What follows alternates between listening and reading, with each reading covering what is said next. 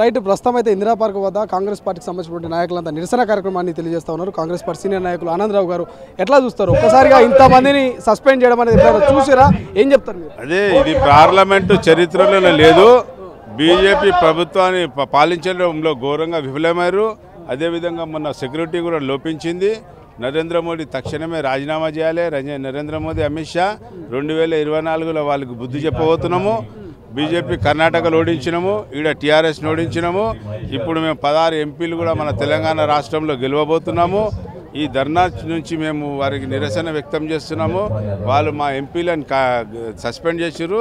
ఆ అంశాన్ని మేము తీవ్రంగా ఖండిస్తున్నాం.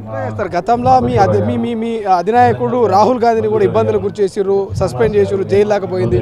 ఎట్లా చూస్తారు? ఈ అంశాలన్నీ మేము ఖండిస్తున్నాం. ప్రజలు చూస్తున్నారు. ప్రజలు వాళ్ళని తిప్పికొట్టే అవకాశం వచ్చింది. ఇప్పుడు తెలంగాణలో అవకాశం వచ్చింది, తిప్పికొట్టారు. కర్ణాటకలో తిప్పికొట్టారు. కేంద్రంలో కూడా మేము తిప్పికొడతాం. మా రాహుల్ గాంధీ గారు ప్రధానమంత్రి అయ్యే అవకాశం ఉన్నది. మా కొలిషన్ పార్ట్నర్లందరూ కలిపి మేము గవర్నమెంట్ ఏర్పాటు చేయబడుతున్నాం 2024లో. ఏం చెప్తారు ఇది? ఎందుకంటే పార్లమెంట్ ఎన్నికలు మరికొద్ది రోజులలో ఈ సమయంలో ఇటువంటి సంఘటనలు జరగడం ఎట్లా చూస్తారు? ఇది చాలా దుశ్చర్య. వాళ్ళు చాలా హీనమైన చర్య చేశారు. ఇలాంటి ఇది చరిత్రలో జరగలేదు. ఎంపీలను సస్పెండ్ చేసిన మాత్రం ఏమవుతుంది? మళ్ళీ వస్తారు. కాబట్టి సస్పెండ్ చేయడం కరెక్ట్ కాదు. వాళ్ళు ఏం చెప్తారో వాళ్ళ వాయిస్ అనేది వినాలి. వాళ్ళు ప్రతిపక్షంలో ఉన్నారు, వాళ్ళు ఏం చెప్తారో వాళ్ళ వాయిస్ వినాలి. అది వినేది పోయి వాళ్ళని సస్పెండ్ చేస్తే ఎట్లయితుంది?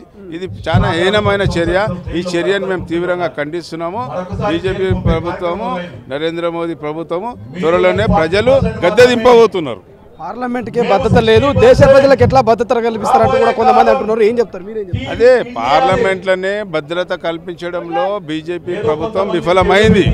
కాబట్టి దేశానికి భద్రత లేదు. కాబట్టి ప్రజలు ఓటు ద్వారా బుద్ధి చెప్పబోతున్నారు. 2024లో బుద్ధి చెప్పి దాని ఇంటికి పంపించబోతున్నారు నరేంద్ర మోడీ. ఇది మొత్తం మీద అయితే ఇక ఏదైతే పార్లమెంట్లో జరిగినటువంటి సంఘటన మీద కాంగ్రెస్ పార్టీ నాయకులు ఇక వీళ్ళంతా ఆనందరావు గారు కూడా చెప్తున్నటువంటి సిచ్యువేషన్, రాబోయే రోజుల్లో ఖచ్చితంగా ఎంపీ సీట్లో మెజారిటీ ఆఫ్ ఎంపీ సీట్లో గెలుస్తాము, ఇక ప్రధానిగా రాహుల్ని మేము పార్లమెంట్లో చూడబోతున్నామంటూ కూడా ఆయన వ్యాఖ్యానిస్తున్నారు. చాలా మంది నాయకులు వాళ్ళతో కూడా మాట్లాడించే ప్రయత్నం చేయాలి. సో ప్రస్తుతం మనతో పాటు మాజీ ఎంపీ అంజన్ కుమార్ యాదవ్ గారిని ఒకసారి మాట్లాడదాం. అంజన్ కుమార్ గారు ఎట్లా చూసుకోవచ్చు పార్లమెంటు మీద జరిగిన అటాక్? అది ఎందుకు జరిగింది? ఎవరు ఆ టెర్రరిస్ట్లా? ఎవరు పార్లమెంట్ మీద దౌర్జన్యం చేసి ఆ రోజు అటాక్ చేసిరు? వాళ్ళ గురించి మా వాళ్ళు మోదీ అమిత్ షా వచ్చి పార్లమెంట్లో జవాబు ఇవ్వమని చెప్తే అది వాళ్ళందరినీ సస్పెండ్ చేసి వాళ్ళ బిల్లు పాస్ చేసుకుంటారు. కానీ వాళ్ళు చేసింది ఎవరు? ఆ రోజు స్టైర్ బొమ్మ వేసింది ఎవరు అని అడిగితే దానికి జవాబు లేదు. కానీ అందరినీ ముక్త కంఠంతో ఈరోజు వరకు భారతదేశ చరిత్రలో ఇంతమందిని ముక్కుమ్మడిగా సస్పెండ్ చేసిన రోజులు లేదు. హిట్లర్ పాలనగా ఈ మోదీ ప్రభుత్వం సాగుతుంది. మీరు కూడా గతంలో మీరు ఎంపీగా పనిచేశారు. ఇప్పుడు కొత్త పార్లమెంట్లో ఎంపీగా చేసినప్పుడు ఇట్లా ఎప్పుడు జరగలేదు. జరిగినా దానికి జవాబుదారీతనంగా కాంగ్రెస్ పార్టీ, మా ప్రభుత్వం, యూపీఏ ప్రభుత్వం జవాబిస్తుండే కానీ ఎవరిని సస్పెండ్ చేసి బయటికి పంపేయకపోతుండే. ఇది ఇలా నిరంకుశ పాలన. పార్లమెంట్లోనే భద్రత లేదంటే దేశ ప్రజలకు ఏం భద్రత ఇస్తారంటూ కూడా దేశ ప్రజలకు ఏం భద్రత ఇస్తారనే మేము మా యొక్క క్వశ్చన్, మా యొక్క ప్రశ్న అదే. దాని గురించి ఈ అఖిలపక్షం కూడా ఈడ రోజు యావత్ భారతదేశంలో దీన్ని ఎదుర్కోవడానికే మేము అఖిలపక్షంలో ద్వారా ఈ రోజు ధర్నా షాప్లో మీటింగ్ జరుపుతున్నాం. మరికొద్ది రోజులు పార్లమెంట్ ఎన్నికలు సర్వం సిద్ధమైందా? కాంగ్రెస్ పార్టీ సర్వం సిద్ధమైంది. ఈ దేవుళ్ళ పేరు రాముని పేరు మీద మళ్ళీ దుకాణం పెడతాడు. 3 సార్లు అయింది, దగ్గరకు వచ్చింది. రైలు వేసి అవ్వేసి సెంటిమెంట్ కొడుతుంది, కానీ ప్రజలకు చేసేది ఏం లేదు.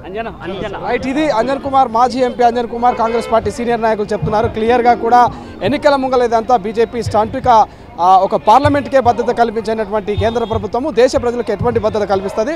గతంలో నేను కూడా 2 సార్లు ఎంపీగా పనిచేశాను, కానీ ఎప్పుడు కూడా ఇటువంటి ఇంతమందిని ఒకేసారి సస్పెండ్ చేయడం అనేది నేను ఎప్పుడు కూడా చూడలేదు, వినలేదు.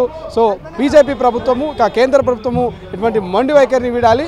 సో ఇది ఖచ్చితంగా నిరంకుశ పాలనకు నిదర్శనం అంటూ కూడా మాజీ ఎంపీ మనకు అంజన్ కుమార్ యాదవ్ గారు తెలియజేస్తున్నటువంటి పరిస్థితి కనిపిస్తుంది. కెమెరా పర్సన్ అజయ్తో శ్రీశైలం తొలి వెలుగు, హైదరాబాద్.